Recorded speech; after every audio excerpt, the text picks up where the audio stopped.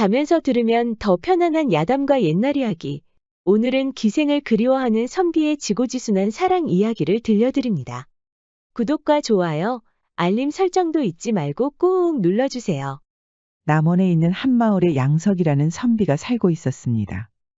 부모에게 집과 재산을 물려받아서 어느 정도 풍류를 즐기고 살았지요. 양석이의 넓은 도량과 훌륭한 품성 덕분에 동료들이 하루가 멀다 하고 찾아오는 것이었습니다. 복잡한 나란 일은 뒤로 하고 술과 대화로 즐기는 것이 예사였답니다. 그러던 어느 날 동료들이 양석이가 여자도 없이 혼자서 즐기는 것 같아 걱정을 하는 것이었습니다. 이복의 양석이, 자네도 이제 슬슬 혼처를 찾아봐야 하지 않겠나? 혼처는 무슨? 난 그저 자네들과 함께 술 마시며 얘기하는 것이 가장 행복하다네. 이 사람아, 우리가 언제까지 자네하고 놀아줄 수는 없지 않겠나? 나중에 늙어서 후회하지 말고 얼른 색시를 찾으라 이 말이야. 양석이는 사실 부모님이 일찍 돌아가시면서 혼자가 되었답니다. 여동생이 한 명 있었는데 남자 잘못 만나서 첩살이를 하다가 1년 전에 세상을 떠났지요. 여동생이 그렇게 유명을 달리하면서 여자를 만나는 일에 대해 겁이 나는 것이었습니다. 옳거니, 내가 얼마 전에 한양 근처에서 명기 한 명이 있다는 말을 들었네. 자네 혼처 알아보고 싶지 않거든 그 명기라도 한번 만나보게. 이 사람이 그게 할 말인가? 나한테 색시 못 붙여서 그렇게 안달이더니 이제는 기생과 한바탕 놀아보라 이건가? 그러지 말고 한번 만나보게나. 양석이는 동료의 제안에 갑자기 호기심이 생기는 것이었습니다. 동료가 말한 대로 최근 매화라는 기생이 한양에서 유명했지요. 소문으로는 얼굴에 흐르는 그 새끼 때문에 남자들이 줄을 선다는 것이었습니다. 어떤 남자는 매화 한번 보고 싶다고 기방 앞에서 밤새 기다렸다는 것이었습니다. 허허, 그거 참. 얼마나 예쁘길래 그 정도란 말인가? 양석이는 바람도 쐴 겸 말을 타고 한양으로 떠났답니다. 마침 친척이 한양에 큰 거처를 마련하고 있어서 숙식도 문제가 없었지요. 그리고 그렇게 유명하다는 기방에 도착했습니다. 소문대로 다른 기방과 달리 남자들이 유독 많이 보였답니다. 양석이도 매화를 만나고 싶다고 했더니 일주일을 더 기다리라는 것이었습니다. 기생 만나려고 일주일이나 기다리라니 세상 말세구먼. 양석이는 친척과 함께 모처럼 사냥과 술을 즐기면서 일주일을 보냈지요. 숙취 때문에 물을 벌컥벌컥 마시던 양석이는 쓰개치마를 쓰고 찾아온 여인들이 갑자기 찾아오는 바람에 깜짝 놀랐답니다. 바로 기방에서 보낸 여종들이었지요. 예약한 날짜가 바로 내일이니 준비를 하라는 것이었습니다. 그거 참, 기생 만나는 날을 미리 찾아와서 알려주기도 하고 참 친절한 기방일세 그려. 그런 양석이도 막상 매화를 만난다고 하니 긴장하는 것이었습니다. 기방에 들어가기 전에 옷매무새를 다시 한번 가다듬는 것이었지요. 그렇게 방에서 기다리고 있는데 매화가 들어왔습니다. 양석이는 소문으로 듣던 매화를 보고 그만 숨이 넘어가는 줄 알았습니다. 듣던 대로 얼굴에 흐르는 새끼가 보통이 아닌 것이었습니다. 선비님, 딱 봐도 여인 한번 제대로 만나보지 못한 순진한 선비님이네요. 양석이는 그제야 겨우 입으로 숨을 내쉬는 것이었습니다. 진정하십시오, 선비님. 벌써 이렇게 사경을 헤매시면 어찌합니까? 양석이는 대답도 하지 못하더니 이제는 숨을 헐떡이는 것이 아니겠어요. 매화는 양석이의 손을 따스하게 잡아주는 것이었습니다. 선비님, 숨 쉬십시오. 숨. 매화가 양석이의 가슴에 손을 대더니 같이 심호흡을 해주는 것이었습니다. 양석이는 여전히 매화가 과연 이승 사람이 맞는지 볼을 꼬집고 싶을 정도였답니다. 동료들이 왜 그렇게 매화를 만나보라고 했는지 그제야 이해할 수 있었지요. 매화는 남자들의 욕정을 끌어올리는 외모였습니다. 단아한 외모의 여인들과는 달리 야성녀의 면모를 보여주는 것이었지요. 매화는 조신한 태도를 보였지만 그 요망한 새끼는 숨길 수가 없는 것이었습니다. 양석이는 매화가 부축해주면서 겨우 술상 앞에 앉았습니다. 한잔하시면 몸이 좀 누그러들 것이옵니다. 전통주가 목을 타고 내려오자 매화 말대로 조금씩 안정을 되찾았답니다. 비록 많은 여인을 만난 건 아니지만 그대는 정말 이승 사람이 아닌 것 같소. 어찌 그리 이쁜 것이오? 그럼 제가 꼬리 7 달린 구미호라도 되는 건가요? 미소도 어찌나 예쁜지 양석이는 처음으로 매화를 안고 싶었답니다. 매화도 눈치를 채고는 안주를 천천히 입안에 넣어주는 것이었습니다. 최근에 이곳 고추 농사가 아주 잘 됐사옵니다. 맵지 않으니 한번 드셔보시지요. 고추가 아주 달고 맛있습니다. 그럼 저도 한번 먹어보겠습니다. 매화가 젓가락으로 큰 고추를 하나 집더니 천천히 입안에 넣는 것이었습니다. 그러더니 양석이 눈을 똑바로 쳐다보는 것이 아니겠어요. 그리고는 고추를 입안에 넣고 요리조리 돌리는 것이었습니다. 양석이는 침을 꿀꺽 삼켰죠. 매화의 그 요사스러운 눈빛에 또 한 번 숨이 넘어가는 것이었습니다. 매화는 고추를 콱 깨물었고 양석이는 건들지도 않았는데 괜히 몸을 수그리면서 아파하는 것이었습니다. 선비님, 전 그저 술과 안주를 건네드린 것뿐이온데 어찌 그리 땀을 흘리시는 겁니까? 그러게 말이오. 고추 농사가 잘 됐다고 한 것뿐인데 왜 내 몸이 뜨거워지는지 모르겠소. 매화가 미소를 짓더니 술상을 구석으로 미는 것이었습니다. 그리고 등불을 후하고 불어서 끄고는 그윽한 눈빛으로 양석이를 바라보는 것이었습니다. 매화가 옆으로 바싹 다가오니 양석이는 숨을 삼키고 말았지요. 선비님, 아직도 그렇게 긴장이 되십니까? 아닙니다. 그저 낭자가 워낙 예뻐서 고개를 돌릴 수가 없습니다. 매화의 손길이 양석의 어깨를 스쳐서 점점 아래로 향하는 것이었습니다. 옆구리 살에 매화의 맨손이 스치자 몸이 움찔거렸지요. 선비님, 이것 좀 보세요. 어쩌다 이렇게 커지셨나요? 부끄럽소이다 낭자. 다 어른으로서 거쳐야 할 일입니다. 부끄러워하지 마십시오. 매화는 그 따스한 손길을 거두고는 양석이의 그것에 주저앉았답니다. 양석이는 매화의 절구질 덕분에 평생 잊지 못할 뜨거운 밤을 보냈지요. 다음 날 아침 양석이는 매화를 끌어안고 놔주지 않았답니다. 낭자, 이렇게 떠나보낼 수 없소. 선비님도 참, 제가 그렇게 보고 싶으시면 다시 오시면 되는 거 아닙니까? 양석이는 그날 이후로 매화 생각만 하는 것이었습니다.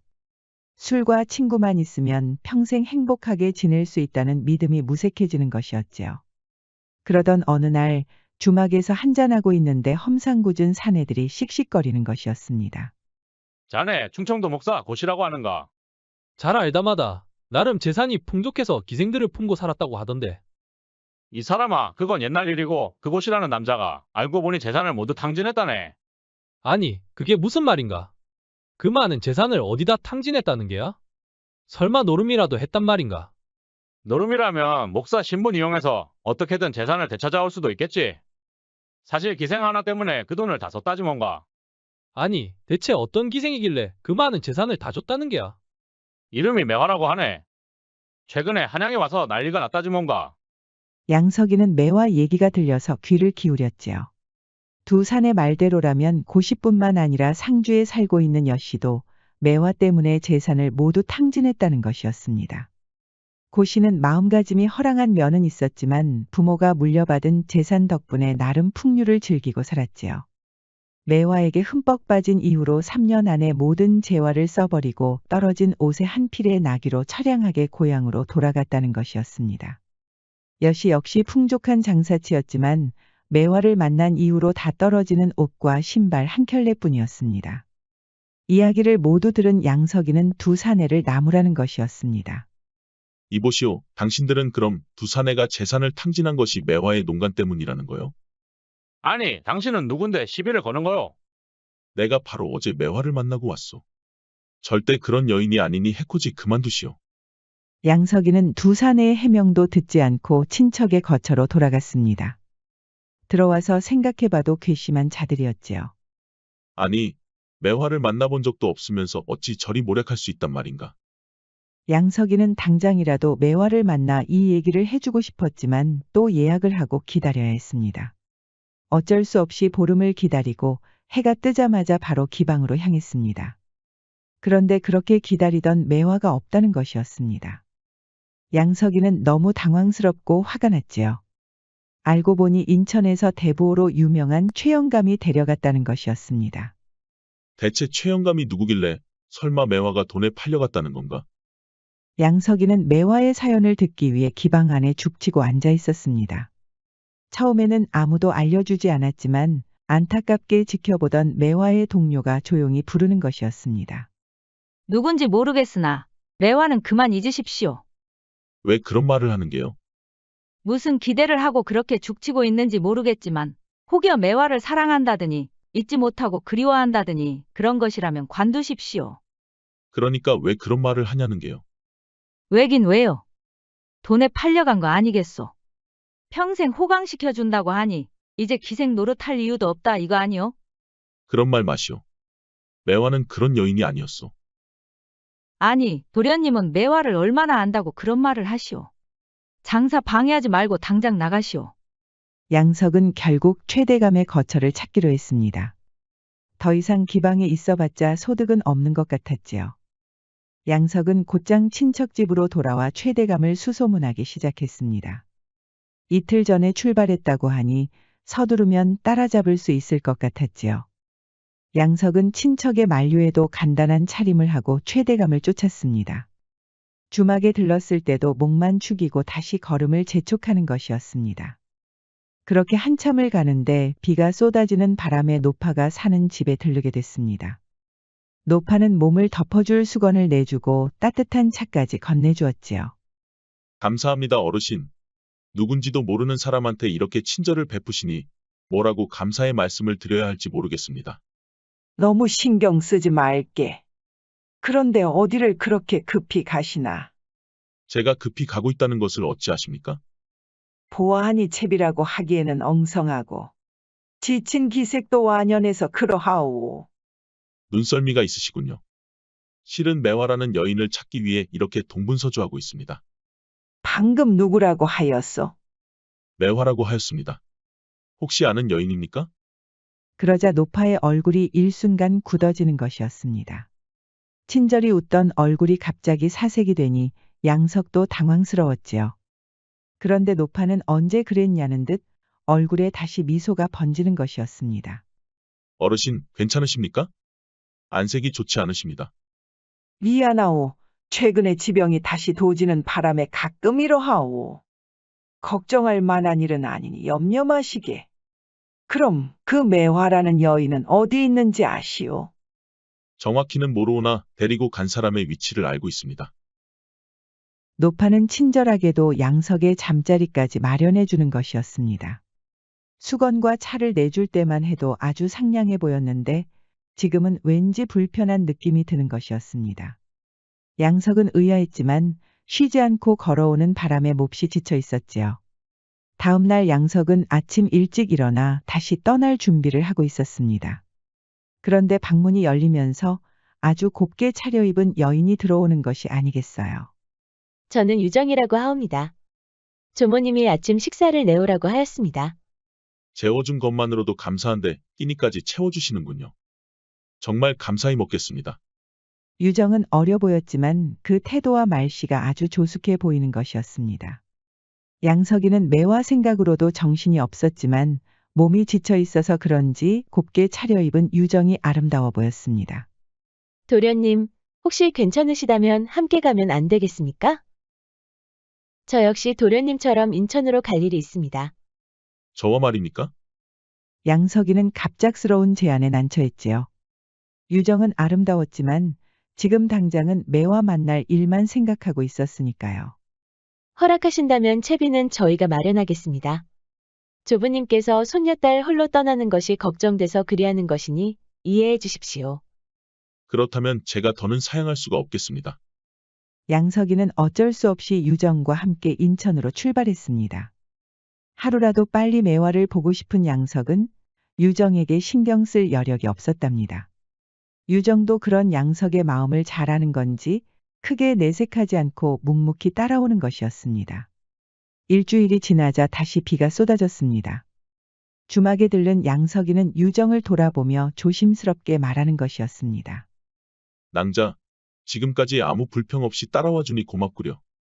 인천에는 왜 가는지 알려주실 수 있겠소? 그런데 유정이 대답은 하지 않고 눈물을 글썽이는 것이었습니다. 아니 낭자, 왜 그러시오? 내가 무슨 잘못이라도 했소? 그런 것이 아니오라 도련님에게 죄를 짓는 것 같아 그렇습니다. 그게 무슨 말이오? 왜 낭자가 나한테 죄를 짓는단 말이오? 실은 제가 인천을 가는 이유는 그 매화라는 여인 때문입니다. 낭자가 매화를 아시오? 알고 보니 유정은 매화 때문에 패가망신했다는 고씨의 딸이었습니다. 주막에서 두 사내가 얘기하던 그 고씨였지요. 양석처럼 부모에게 재산을 물려받고 풍류를 즐기며 살다가 매화라는 기생에게 푹 빠져서 거지가 됐다는 그 남자였습니다.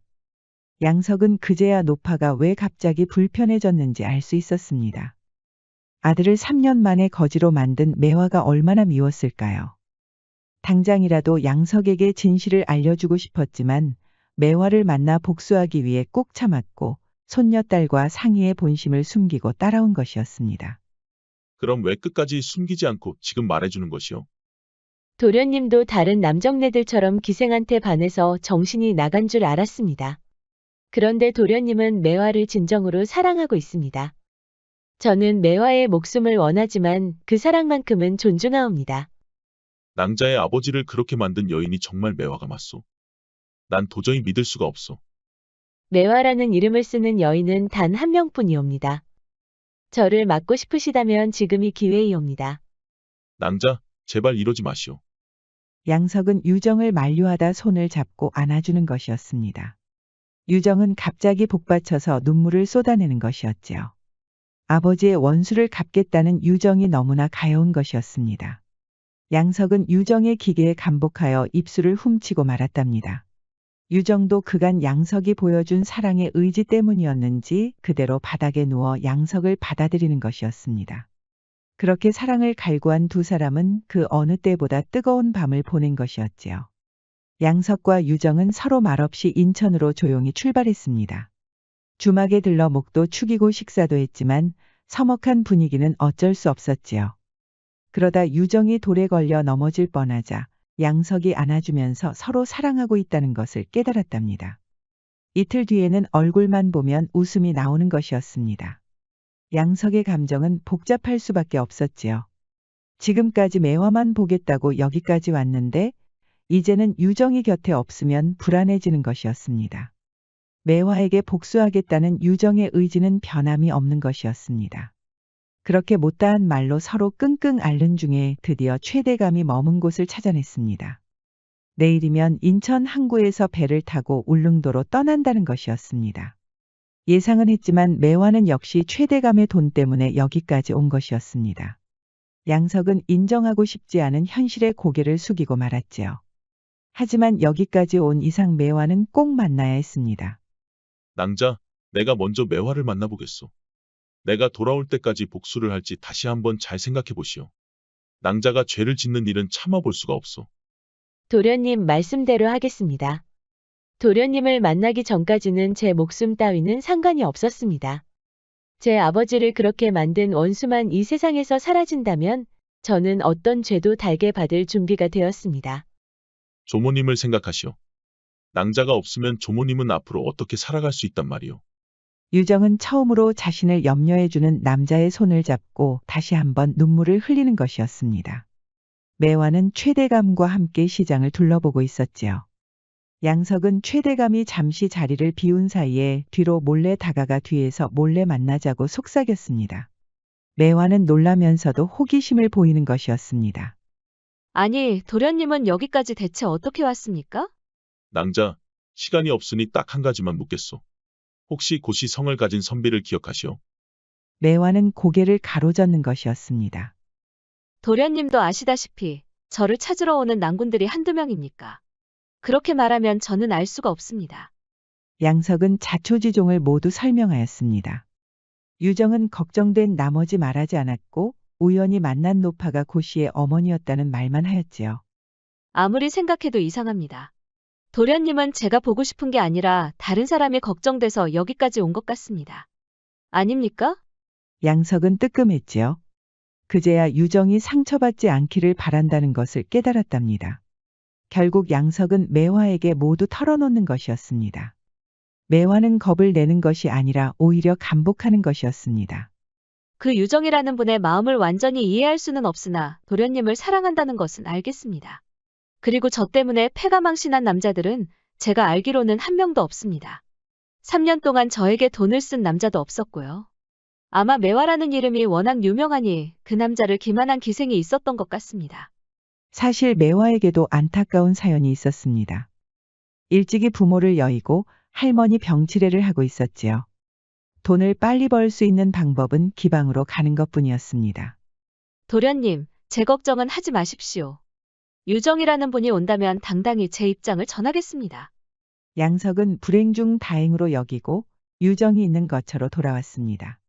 유정은 처음으로 포근한 미소를 지으며 양석의 품에 안기는 것이었습니다. 지금까지 바짝 긴장하던 양석도 마음이 스르르 녹아 버리는 것이었습니다. 도련님, 아까 매화가 하는 말을 모두 들었습니다. 저에게 늘 다정한 아버지가 그렇게 되셨다고 하니 조부모님과 친척들은 생각하지도 않고 멋대로 굴었습니다. 도련님을 만나지 않았더라면 애꿎은 매화만 해치고 저 또한 벌을 받을 뻔했습니다. 양석과 유정은 손을 잡고 시장으로 나갔습니다. 족쇄에서 해방된 것처럼 기분이 좋았답니다. 날이 저물자 시장에서는 불꽃놀이가 시작됐습니다. 양석과 유정은 불꽃놀이와 마주하며 진한 키스를 나누었답니다. 인연이라는 건 우연히 만들어지는 것일까요? 아니면 필연이 우연을 만드는 것일까요? 양석은 매화라는 기생에게 푹 빠졌지만 우연히 유정이라는 여인을 알게 되면서 진짜 사랑에 눈을 뜬 것이었습니다. 현명한 사람은 옷자락만 스쳐도 인연을 살릴 줄 안다고 했습니다. 야담과 옛날 이야기를 듣고 계신 여러분들도 혹시 우연히 운명으로 받아들여지는 날이 있으셨나요?